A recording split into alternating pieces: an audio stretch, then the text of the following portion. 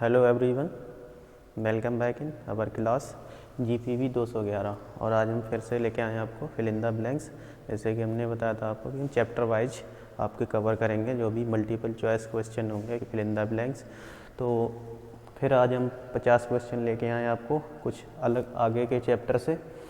तो पहले हम सिंथेटिक और कंपोजिट वैरायटी जो आपका चैप्टर है पहले उससे बात करते हैं।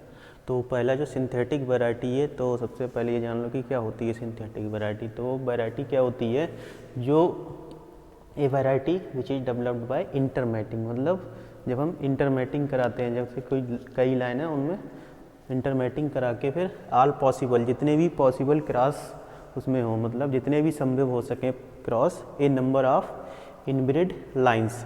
जैसे इनब्रेड लाइंस हैं, जैसे कोई ये हमारा फील्ड है और इसमें ये इनब्रेड लाइंस लगी हुई हैं, मान लो 10, 15, 20 जो भी हैं। फिर इनमें हम इंटरमेटिंग कराते हैं, इनके ही बीच में, मतलब इनमें ही इंटर क्रॉस कराते हैं और जितने पॉसिबल क्रॉस हो सके उनको हम करवाते हैं। फिर उसके बाद जनरल कंबाइनिंग, फिर उनकी हम देखते हैं जनरल कंबाइनिंग। जिन लाइनों की जनरल कंबाइनिंग अच्छी होती है उसके बाद उनको क्या करते हैं, मिक्सिंग देयर सीड, उनका सीड हम क्या करते हैं, हार्वेस्ट करते हैं और मिक्स कर लेते हैं किसमें, एक इक्वल क्वांटिटी में, मतलब बराबर बराबर मात्रा में लेते हैं। फिर उनको हम इकट्ठा कर लेते हैं। फिर जो वैरायटी डेवलप होती है वो हमारी क्या होती है, सिंथेटिक वैरायटी। तो इसे हम सिंथेटिक वैरायटी बोलते हैं।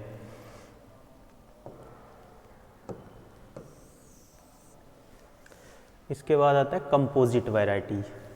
तो कंपोजिट वैरायटी क्या होती है, जो क्रॉस पॉलिनेटेड स्पेसीज होती हैं। क्रॉस पॉलिनेटेड स्पेसीज, इन क्रॉस पॉलिनेटेड स्पेसीज, जो क्रॉस पॉलिनेटेड स्पेसीज होती हैं उनमें ये variety which is developed by mixing the seed of various genotype.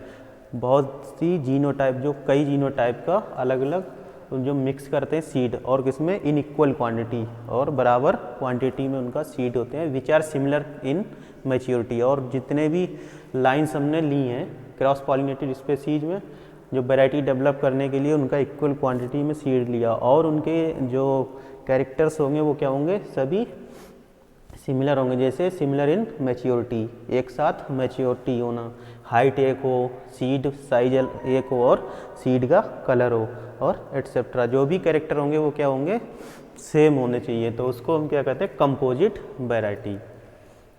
तो कंपोजिट वैरायटी जो है वो सिंथेटिक वैरायटी सबसे पहले किसने यूज की थी, the use of synthetic variety was first suggested by hedge and Garber नामक साइंटिस्ट थे। इन्होंने सबसे पहली बार यूज किया था सिंथेटिक वैरायटी का, और ये सिंथेटिक वैरायटी पहली बार यूज की गई मेज क्रॉप में। Synthetic variety were first used in मेज क्रॉप्स। तो ये सबसे पहली बार मेज क्रॉप्स में यूज की गई थी सिंथेटिक वैरायटी। तो डेवलप किसने की, हेज एंड गार्बर ने सबसे पहले यूज किया था, सजेस्ट किया था यूज के लिए इन्होंने, हेज एंड गार्बर नामक साइंटिस्ट ने। और सिंथेटिक वैरायटीज जो थी, जो सबसे पहली बार जो यूज की गई थी वो यूज की गई थी मेज क्रॉप्स में। Hedge and Garber first suggested the use of synthetic variety in the year, और उन्होंने 1919 ईयर में सजेस्ट किया था हेज और गार्बर ने सिंथेटिक वैरायटी के यूज को। और composite variety first has been released in, जो पहली इस कंपोजिट वैरायटी थी वो रिलीज की गई किसमें, ब्रेसिका कंपेस्ट्रिस वैरायटी तोरिया। तो ब्रेसिका कंपेस्ट्रिस में पहली वैरायटी कंपोजिट वैरायटी जो है रिलीज की गई है। और Kiran is a composite variety of maize. Kiran जो है कंपोजिट वैरायटी है, किरण कंपोजिट वैरायटी ऑफ मेज। फिर आते हैं, आपका टॉपिक है डिस्टेंस या वाइड हाइब्रिडाइजेशन। जैसे कि आप नाम से ही समझ रहे हैं, डिस्टेंट या वाइड मतलब दूरी। जैसे डिस्टेंस क्या होती है कि ये हो गया और ये हो गया, कि फिर हम क्या कहते हैं, इसकी यहाँ से कितनी डिस्टेंस है। तो जैसे कि आप नाम से ही समझ रहे हैं डिस्टेंट या वाइड मतलब ज़्यादा है। तो डिस्टेंस और वाइड हाइब्रिडाइजेशन में क्या होता है, इसमें कुछ हम अनरिलेटेड क्रॉस करवाते हैं। जैसे mating between two species of the same genus or of the two different genera of the same family is called distance hybridization. जैसे हम मैटिंग कराएंगे सेम टू स्पेसीज में, डिफरेंट स्पेसीज में, अलग अलग स्पेसीज होंगी लेकिन उनका जो जीनस होगा वो क्या होगा, सेम होगा। या फिर अलग जीनस में हम जब कराएंगे तो वो क्या होगी, उनकी फैमिली सेम होगी। तो इस तरह के क्रॉस को हम क्या कहते हैं, डिस्टेंट या वाइड हाइब्रिडाइजेशन। फिर wide crossing is also known as, और जो वाइड क्रॉसिंग जो होती है उसको हम कहते हैं डिस्टेंस हाइब्रिडाइजेशन भी कहते हैं। Crossing between two different species of the same genus, मतलब जीनस इनकी सेम है। जैसे बोटेनिकल नेम किससे बनता है, जीनस और प्लस स्पेसीज, दो से मिलकर बनता है। तो जब हम क्रॉस करवाते हैं, crossing between two different species, species अलग हों लेकिन जीनस क्या होगा, same, the same genus is called interspecific hybridisation. जैसे वीट में क्या है, वीट को जैसे डेवलपमेंट किया गया है, जैसे वीट की अलग अलग हैं स्पेसीज, जैसे ट्रिटिकम एस्टिवम हमारा कल्टीवेटेड मतलब ब्रेड वीट है, और ट्रिटिकम ड्यूरम है। तो ये ऐसे इनमें जब क्रॉस कराते हैं तो वो क्या हो जाएगा, डिफरेंट स्पेसीज में हो जाएगा वो, लेकिन जीनस उनकी क्या करी, ट्रिटिकम एस्टिवम या ट्रिटिकम ड्यूरम या ट्रिटिकम मोनोकोकम, जैसे अलग अलग स्पेसीज हैं लेकिन उनकी क्या है, जीनस सेम है। तो उस तरह के हम क्रॉस को क्या कहते हैं, crossing between two different species, अलग अलग स्पेसीज में कराने के क्रॉस को लेकिन उनकी सेम जीनस हो, इसको कहते हैं इंटर स्पेसिफिक हाइब्रिडाइजेशन या interspecific cross. Crossing between two different genera, ऐसे ही जब हम जेनरा ही चेंज कर देते हैं, crossing between two different genera of the same family is called intergeneric hybridization. जैसे सोलेनेसी में कौन कौन सी, जैसे सोलेनेसी क्रॉप्स हैं, सोलेनेसी क्रॉप्स हमने ले ली तो सोलेनेसी जो है फैमिली है हो गई पूरी, तो उसमें से हमने कोई भी क्रॉप एक ले ली, फिर कोई भी एक क्रॉप ले, जैसे रेफेनस सटाइवस मतलब रेडिस और कैबेज का क्रॉस है, वो क्या है, इंटरजेनेरिक हाइब्रिडाइजेशन है, क्योंकि उनकी फैमिली सेम है लेकिन जेनरा अलग अलग है। The first interspecific cross made in, पहला इंटरस्पेसिफिक क्रॉस मेड किस में हुआ था, कार्नेशन और स्वीट विलियम में, स्पेसीज ऑफ डाइएंथस, उनकी जो स्पेसीज थी वो डाइएंथस थी।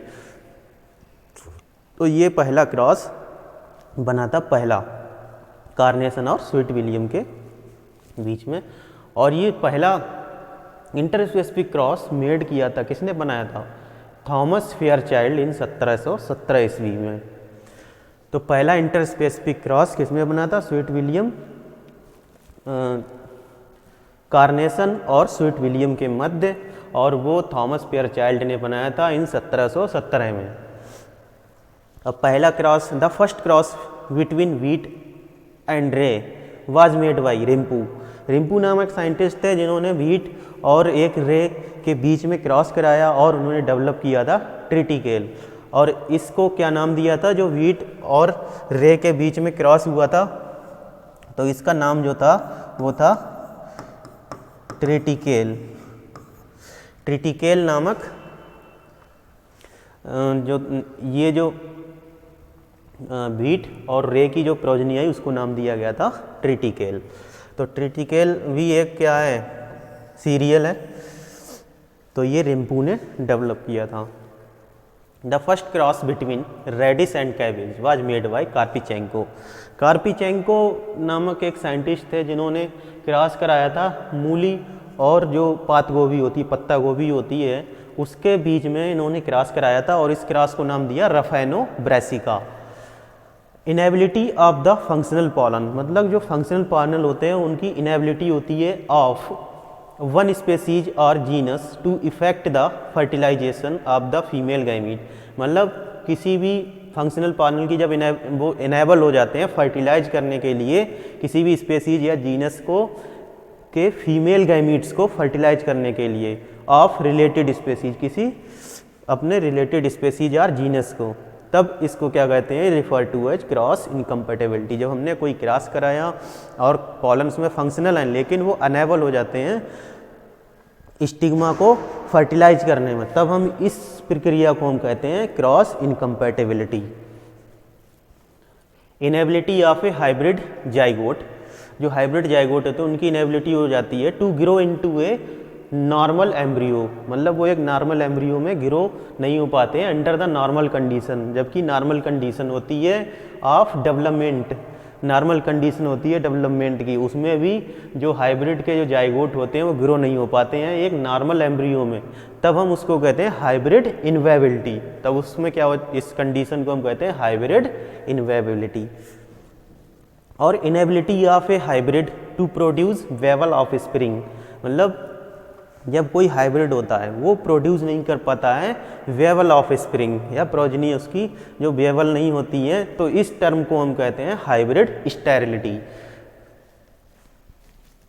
A condition in which F1 plant of A interspecific cross, वह कंडीशन जिसमें F1 प्लांट किसका इंटरस्पेसिफिक क्रॉस हमने कराया और उसका F1 प्लांट आया, विगरस एंड फर्टाइल, विगरस और फर्टाइल है वो, ये F1 प्लांट हमने इंटरस्पेसिफिक क्रॉस कराया, F1 प्लांट मिला हमें और वो कैसा है, विगरस और फर्टाइल है। वट देयर F2, जब F1 की पॉपुलेशन के बाद क्या आएगी F2, there F2 progeny is weak and स्ट्राइल।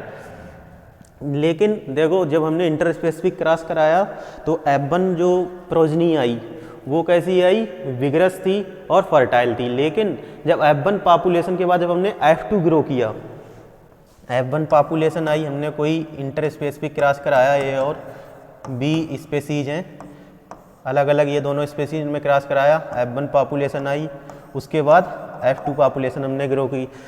तो इंटरस्पेसिफिक क्रॉस कराने के बाद F1 पॉपुलेशन है, ये तो विगरस और फर्टाइल थी, लेकिन जब इसकी प्रोजनी हमने ग्रो की तो F2 पॉपुलेशन में क्या आया, प्रोजनी इज वीक एंड स्ट्राइल, ये वीक और स्ट्राइल हुई। तब हम इस तरीके के टर्म को हम क्या कहते हैं, इस कंडीशन को हम क्या कहते हैं, हाइब्रिड ब्रेकडाउन, हाइब्रिड ब्रेकडाउन कहते हैं हम इसको।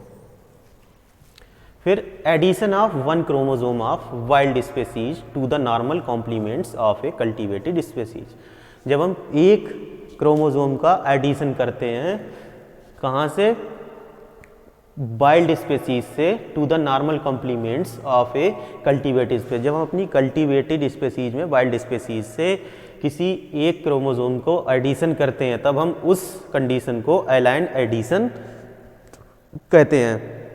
और इस तरह की जो लाइन होती है उनको अलाइन एडिशन लाइन कहते हैं। और रिप्लेसमेंट, जब हम चेंजिंग कर देते हैं, रिप्लेस मतलब एक की जगह कोई एक स्थान की जगह उसको अलग कर दिया, उसकी जगह दूसरा आ गया। Replacement of one pair of chromosome, एक पेयर ऑफ क्रोमोसोम का हम जब रिप्लेसमेंट करते हैं ऑफ कल्टीवेटेड स्पेसीज का, कल्टीवेटेड जो हमारी स्पेसीज है उसमें हमने रिप्लेसमेंट कर दिया एक क्रोमोसोम का with those of wild donor species, किसके साथ, जो उनके वाइल्ड डोनर स्पेसीज हैं, जिनसे वो जो वाइल्ड डोनर हैं, मतलब डोनर माने देने वाला, ये वाइल्ड स्पेसीज है, इसके साथ हमने रिप्लेसमेंट कर दिया एक पेयर क्रोमोसोम का, तो इसको हम क्या कहते हैं, इस कंडीशन को अलाइन सब्स्टिट्यूशन, अलाइन सब्स्टिट्यूशन। और इस तरह की जो लाइन डेवलप की जाती है उनको हम अलाइन सब्स्टिट्यूशन लाइन कहते हैं। फिर king,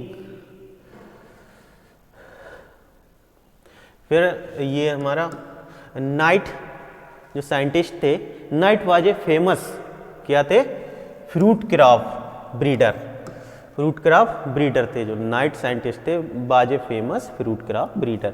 and Varalakshmi is an inter specific hybrid of cotton, जो वरलक्ष्मी है ये क्या है, इंटर स्पेसिफिक द्वारा डेवलप की गई है। वरलक्ष्मी जो वैरायटी है, ये वैरायटी का नाम है वरलक्ष्मी, और ये इंटर स्पेसिफिक हाइब्रिड द्वारा डेवलप की गई, किसमें, कॉटन। द बेसिक, और फिर आता है किससे, हमने सिंथेटिक, कंपोजिट, और फिर इसके पीछे मान लो हमने ये सब भी पढ़ा है, वाइड हाइब्रिडाइजेशन। फिर आता है हमारा पॉलीप्लाइडी, अब पॉलीप्लाइडी से देख लेते हैं question. The basic monoploid set या basic set of chromosome, the basic set the basic set of chromosome of an individual is referred to as genome. जैसे अब जीनोम आपसे पूछा जाए कि व्हाट इज जीनोम, कि जीनोम क्या है, तो आप लिख देंगे कि the basic set of chromosome of an individual is called as genome, या basic set or monoploid set of chromosome of an individual is called as genome. Raphanobrassica was developed by Karpechenko. जैसे पिछले भी अभी पीछे भी slide में हम पढ़ चुके हैं कि रफेनो ब्रेसिका जो रेडिस और कैबेज का क्रॉस कराया था उसको नाम दिया था रफेनो ब्रेसिका, और कार्पिचेंको ने इसको डेवलप किया था। फिर कॉल्चिसिन वाज डिस्कवर्ड बाय ब्लैकेस्ली नामक साइंटिस्ट थे, इन्होंने कॉल्चिसिन डेवलप किया था। और कॉल्चिसिन क्या है, जब हम क्रॉस कराते हैं, हाइब्रिडाइजेशन कराते हैं, उसमें क्या है, ये आर्टिफिशियली डबलिंग करता है क्रोमोसोम को डबलिंग करने में इसका वर्क होता है, क्रोमोसोम को ये डबल कर देता है कॉल्चिसिन क्या है, क्रोमोसोम डबलिंग एजेंट है, केमिकल एजेंट है ये। The origin of tetraploid species of Brassica was developed bye tetraploid species of Brassica किसने डेवलप की थी, नगारू यू। या और भी एक क्वेश्चन इससे बनता है कि ब्रेसिका ट्रायंगल किसने दिया था, तो उनका साइंटिस्ट का नाम है नगारू यू। फिर monosomic refers to loss of one chromosome from diploid set. तो मोनोसोमिक क्या है, ये रिफर्स मतलब लॉस हो जाता है वन क्रोमोसोम का फ्रॉम डिप्लॉयड सेट से। डिप्लॉयड सेट होते हैं क्रोमोसोम के, उसमें से एक क्रोमोसोम का लॉस हो जाता है, मतलब कम हो जाता है, तो इस प्रकार की कंडीशन को हम मोनोसोमिक कहते हैं, और इसको सिंपली रिप्रेजेंट करते हैं 2n-1। जैसे ये हमारे मान लो ये एक हम आपको जर्नली ऐसे ही बता रहे हैं, ना कि एग्जैक्ट, बस आपको एग्जाम्पल तौर पर, जैसे 2n है, ये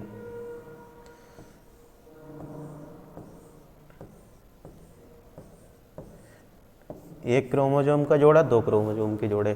फिर उसके बाद जब मोनोसोमिक हो जाती है कंडीशन, मोनोसोमिक में क्या होता है, इसमें लॉस हो जाता है वन क्रोमोसोम का from a pair of chromosome से। तो ये कंडीशन जो होती है इसको कहते हैं मोनोसोमिक इस कंडीशन को कहते हैं 2n-1। फिर double monosomic is denote set 2n-1-1। Nullisomic is represented as 2s-1।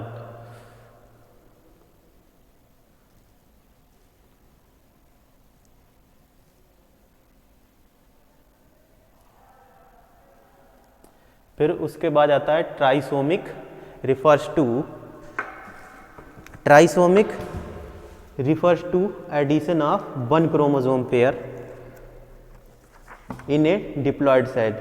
तो जो ट्राइसोमिक होती है तो वो उसमें क्या होता है, ऐड हो जाता है वन क्रोमोसोम पेयर ट्राइसोमिक में।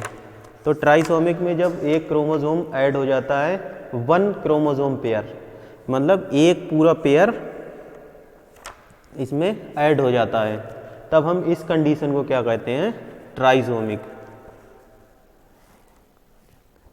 फिर और जो ट्राइसोमिक होती है उसको हम सिंपली रिप्रेजेंट करते हैं 2n-1 से।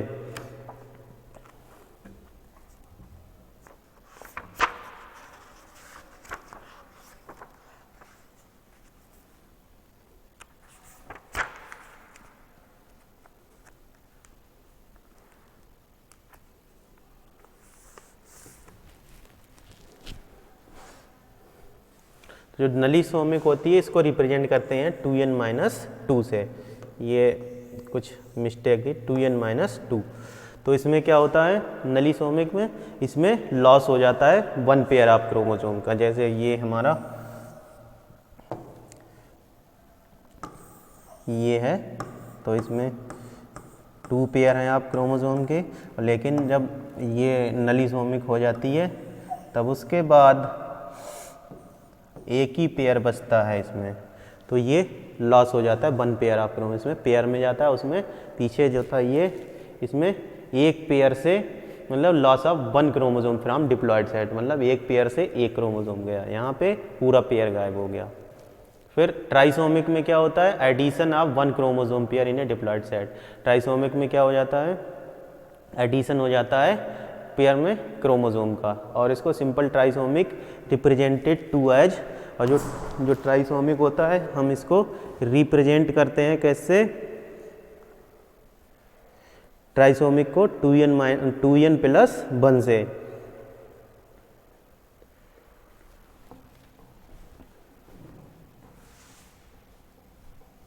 इसमें 1 क्रोमोसोम होता है और इसको हम सिंपली रिप्रेजेंट करते हैं 2n+1 से।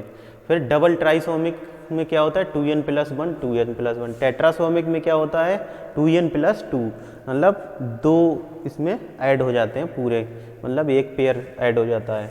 और the chemical formula of colchicine is C22H25O6N। ये केमिकल फार्मूला है किसका, कॉल्चिसिन का। और the genetic constitution of upland cotton, upland जो कॉटन होता है उसका जो है बेसिक